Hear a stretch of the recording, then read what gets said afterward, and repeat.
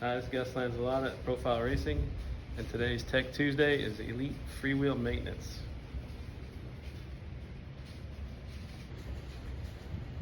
We're going to go ahead and pull this apart. This is a new freewheel, it's a newer version. This thing has 6 springs, 6 pawls in it, versus the older model that had 4 springs and 4 pawls. So you can see where I'm trying to, there's a little notch in the snap ring here. So you got to get your little screwdriver up underneath the notch and remove it. And once you pull it up, you'll be able to just pull the snap ring out and push from the other side, and the freewheel body comes out. You can tell that this is one machined piece. So the ratchet ring inside is machined along with the outer body, and this is the inner body. Some of the older models have 4 springs. This one happens to have 6 springs, 6 pawls. This is a new upgraded model. Titanium body still. So what we're going to do is we're just going to go ahead and just talk a little bit about the maintenance for the freewheel. Just like its counterpart, the cassette, the freewheel needs to be maintained as well. So what we did was we pulled the snap ring out again, pulled the bearing, and now we have the inner body. And we want to make sure that the springs are good on all the pawls.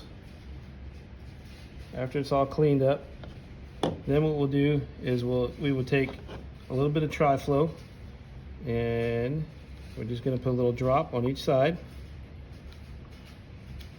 You can do it like this, or when you want to reinsert it, you can do it this direction. Of course, there's a line here. This line, if anybody can see that line, that's called the drive line.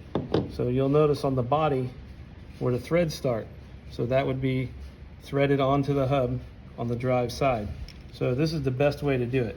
You pull it out from the opposite side, and once you put the oil in it, you basically want to compress the springs and get the body in there and just kind of freewheel it backwards.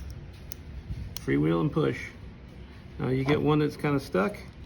All you have to do is push it down and then continue to turn. Another one.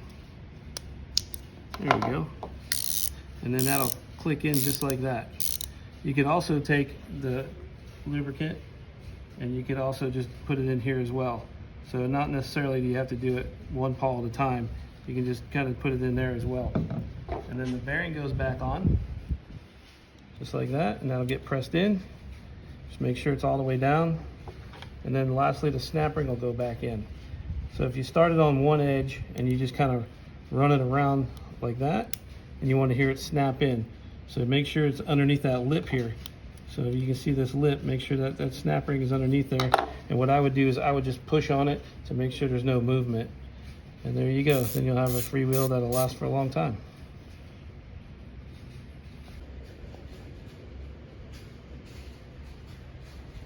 This is Gus Lanzalata, Profile Racing. This was our Tech Tuesday on the Elite Freewheels. We'll catch you next time.